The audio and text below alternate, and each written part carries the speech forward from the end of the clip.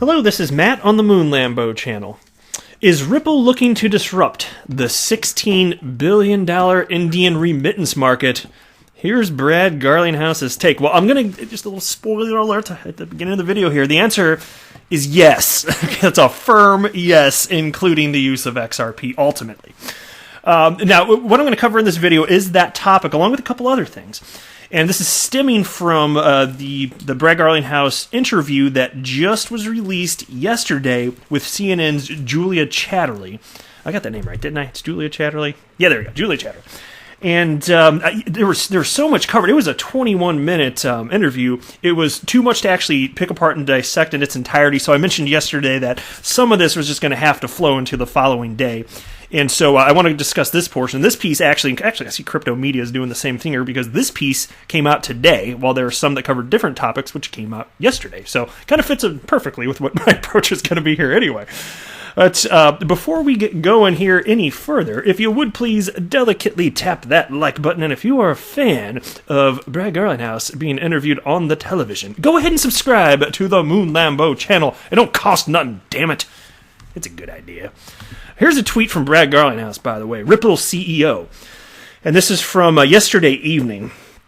And he wrote this. It was a retweet of part one of the, because Julia Chatterley, she put up the whole interview, but she did it in 3 different parts. So this is part one of it. So Brad Garlinghouse retweeted that and wrote the following.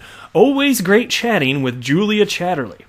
Thanks for not dodging the tough topics. Regulation, IPOs, and global adoption of crypto and cross-border payments.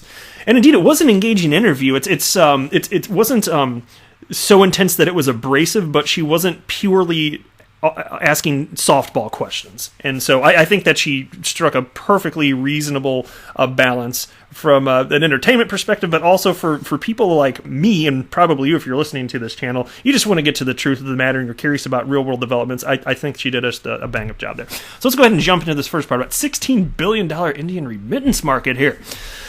Here we go. It starts with a quote. When we look at a framework, we want regulatory clarity, and that's an important one. These were the words of blockchain giant Ripple CEO Brad Garlinghouse, who was featured in an interview with CNN's Julia Chatterley. He went on to say that while any remittance market that has a, quote, lot of US dollars and euro flow continues to be a high priority, the only hurdle in cases like these is the regulatory clarity. A staunch supporter of regulation in the crypto space himself, Garlinghouse went on to hint that India could be on their expansion list if the lawmakers provide some sort of relief in terms of regulating the market. And I have talked about this market in particular, and like I said before, just a matter of time, so check out this. Here's a quote from Brad Garlinghouse. You know, typically you'd say India would be high on our list, but India hasn't yet provided a lot of clarity from a regulatory point of view, and so we have not prioritized. Now, this goes back to what I always say on this channel as to why there is no switch flipping when it comes to the adoption of XRP. Ripple's taking an adult, measured approach to the implementation of RippleNet, which includes on-demand liquidity. And it's just one of those things where you're going to have to let the cake bake in the oven, all right? There's just purely no way around this. I'd say from a regulatory perspective, the world over, whatever government you're talking about, pretty much 100%, if not 100%, are going to come around to this, and everything's going to work out just fine in the end here. But when I say the reason that XRP hasn't been adopted more broadly yet, there's a reason that I cite 2 things. Number one being regulatory clarity, as Brad Garlinghouse just said in this interview that came out yesterday. Bingo. Absolutely. Doesn't mean it won't happen. And then, of course, the other thing is there has to be enough liquidity. And so, that's why Ripple's always working with exchanges like Bitso, Coins.ph, BTC Markets, Bittrex, Bitstamp, all the goodies there. And it's coming, though. Now, while there's no outright ban in the country, however, the clamp done by the Reserve Bank of India, imposed nearly 2 years ago, has attracted negative press for the market. The lack of regulatory clarity has not deterred the San Francisco-based firm to look forward to the vast remittance market that India has to offer.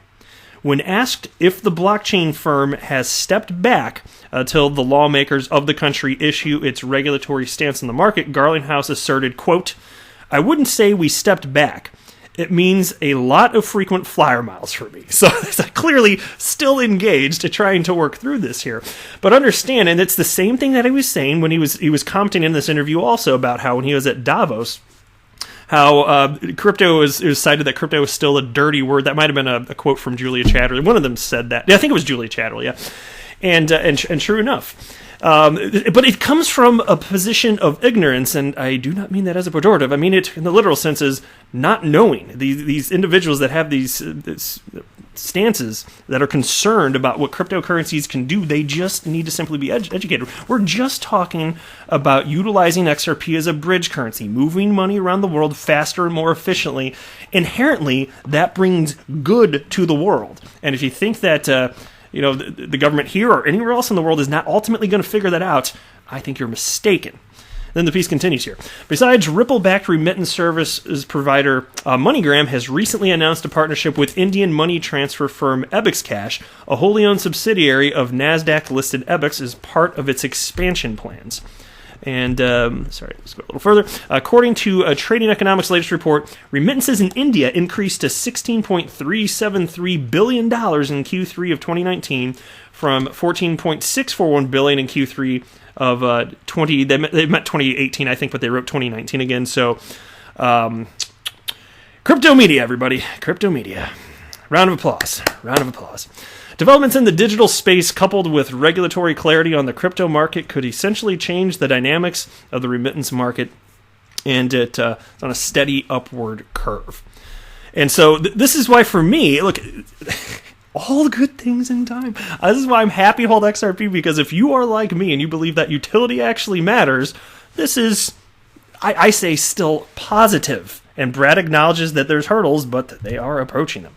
Now, take a look at this headline. I'm going to be brief on this. I talked about this part of the interview a little bit, but there's more to say. So here's another piece from the Daily Hodl that came out today. This one's titled, Ripple Chief Says He's a Bitcoin Investor, Compares Bitcoin, Ethereum, and XRP. All right, and here we go. Let's jump into the quote right here from Brad Garlinghouse. China, to your point, it's been fascinating to see. I mean, they really, through mining power, control the Bitcoin blockchain. You have 4 miners in China that represent something like 60% of the mining capacity, and about 80% of the mining capacity is based in China for both Bitcoin and Ether. So in many ways, I think China's been incredibly strategic about how they think about that.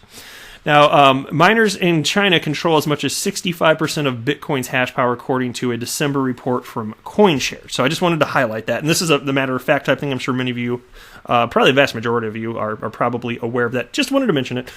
Let me scroll a little bit further down. I think I wanted to cover... Sorry, bear with me one sec here. When I was mapping this out, sometimes it's kind of hard to remember exactly which parts of these articles I want to cover. And maybe I should just start printing these things up and highlighting the parts that I really want to talk about. I don't know. That's so old school. Paper in 2020. We're supposed to have flying cars by now. What's going on here? All right, Ripple CEO also compares XRP speed to Bitcoin and admits his company has a vested interest in the success of the digital asset, since Ripple owns more than half of the total supply of XRP. Yeah, as if this is a secret. I like this, though. So here's a quote from Brad Garlinghouse again. XRP is extremely efficient from a technical point of view in terms of speed, in terms of scalability, in terms of cost. I'm a Bitcoin holder, but it's not gonna solve a payments problem when the transaction time and transaction cost is almost 1,000 times what it is for XRP. Oh, Mr. Garlinghouse, truer words have never been spoken. There you go. Let me jump into the next part now. Next part of my video. There we go. Here's a tweet from Daily Awkward, who tagged me along with at Ham Eggs in Sam, who is a Sam with 2 of the Lifeboats XRP YouTube channel. So anyway, thank you, Daily Awkward, for tagging me, and wrote this. I had a customer offer to pay in crypto today for the first time.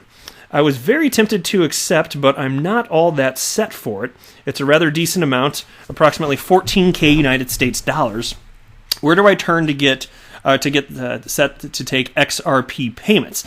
Shane Schofield, another person in the XRP community here, wrote, the team at XRPL Labs are due to release some XUMM app. Otherwise, the payment experience remains clunky. And indeed, that's been my experience too. In terms of actually sending, I mean, obviously you can send XRP from one address to another. Outside of that, if you were looking for something more formal, like an interface to just regularly accept payments, I thought I'd highlight this because, to be honest, I don't have an answer. I don't pretend to know everything then again.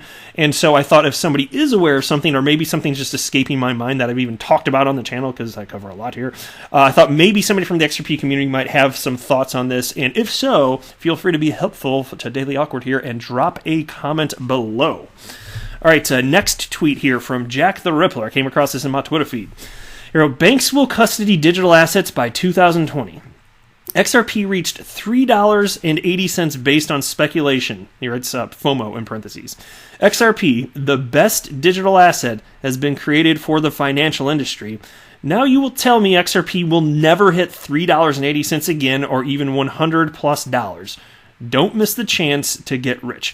And look, and I never offer financial advice, period. I'm not telling you to buy or sell anything ever, but this is in line with my thinking. I've cited almost exactly that, if not exactly that. Do you really believe that the all-time high we saw is forever going to be the all-time high when XRP is actually getting adopted? Or is it more likely that speculators are doing what speculators do and FOMOing in and panic selling, as market cycles would have them do? I think it's that one. That's my opinion, though. That's it for this video, though. I am not a financial advisor. Do not buy or sell anything because of anything I say or write. That would be a very, very, very bad idea. Until next time, to the moon, Lambo!